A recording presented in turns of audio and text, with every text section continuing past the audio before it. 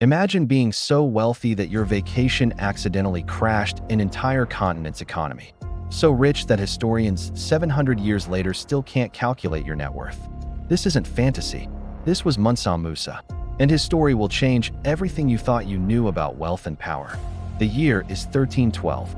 Mali Empire, West Africa.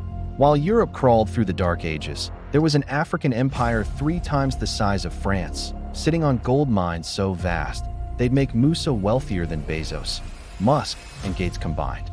But Musa wasn't born to be king. The emperor, Abubakar II, was obsessed with one question: what lies beyond the Atlantic Ocean? He'd already sent 200 ships west. Only one returned, describing waters that swallowed vessels whole. Any rational ruler would have stopped. But Abubakar commanded, "Prepare 2,000 ships. I will lead them myself." He turned to his deputy, Musa, "You will rule in my absence." Those 6 words changed history, because Abubakar sailed west and never returned. The deputy who was never meant to rule suddenly held an empire with a secret. Deep in the Bambuk mines, men emerged covered in gold dust. Musa controlled over half the world's gold supply.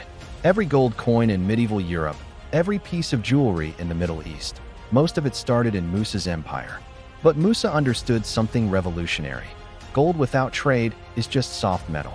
He transformed Mali into the world's first global trade hub. Caravans of 500 camels carried gold north across the Sahara, returning with salt, literally worth its weight in gold.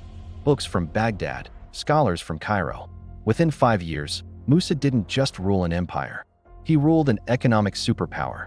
But in 1324, he made a decision that would echo through centuries. I will make the Hajj to Mecca. This wasn't just a religious journey. This was a 4,000-mile trek through hostile terrain. But Musa wouldn't travel like an ordinary pilgrim. The procession that departed defied belief. 60,000 people, 500 slaves, each carrying a golden staff, 100 camels, each loaded with 300 pounds of pure gold, 12,000 soldiers, an entire mobile city moving across Africa. This wasn't a pilgrimage. This was a statement. Cairo, July 1324. Locals lined the streets, mouths agape, as Musa rode through like a force of nature. And then he started giving. To every beggar, gold. To every official, gold. To every merchant, every child, gold. For 3 months, Cairo became a city of dreams. But Musa didn't understand a basic economic principle. Flood a market with currency, and that currency becomes worthless. By the time he left, he'd distributed so much gold that its value plummeted. Prices skyrocketed. Cairo's economy, one of the world's greatest cities, collapsed. It would take 12 years to recover. One man, 3 months. Economic devastation for over a decade. That was Mansa Musa's wealth. On his return journey, Musa saw what he'd done. The broken markets. The suffering. So he did something unprecedented. He borrowed gold from Cairo's moneylenders, not because he needed it, but to remove gold from circulation and stabilize the economy. The richest man in history, taking loans to fix his mistake. This moment changed him. Back in Mali, Musa declared, "Gold fades. Knowledge is eternal." What happened next transformed Africa forever. The Sankore Mosque in Timbuktu became a university housing 25,000 students. The largest library in Africa with 400,000 manuscripts. He brought architects from Andalusia, mathematicians from Persia. While Europe burned witches, Timbuktu's scholars performed cataract surgery.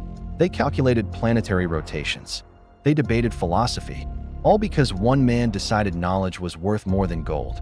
In the year 1337, Mansa Musa died. Within 100 years, his empire crumbled.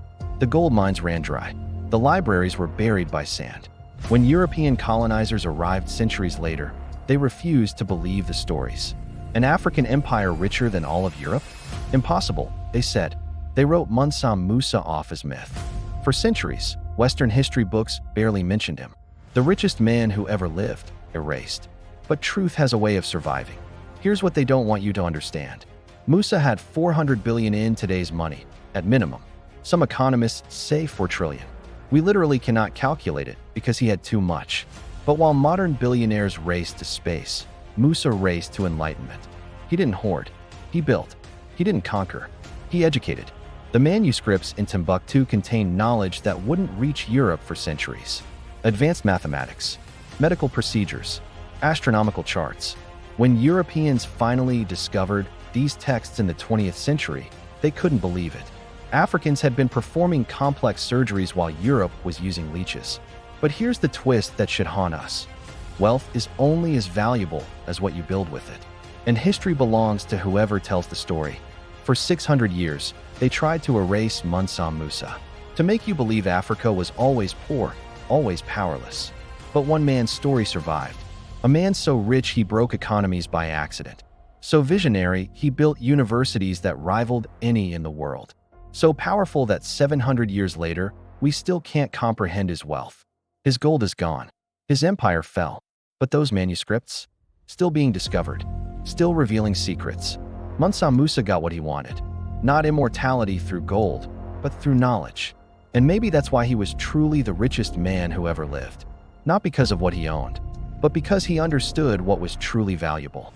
The next time someone tells you about the richest people in history, remember the African king who was so wealthy, we had to invent new ways to measure wealth.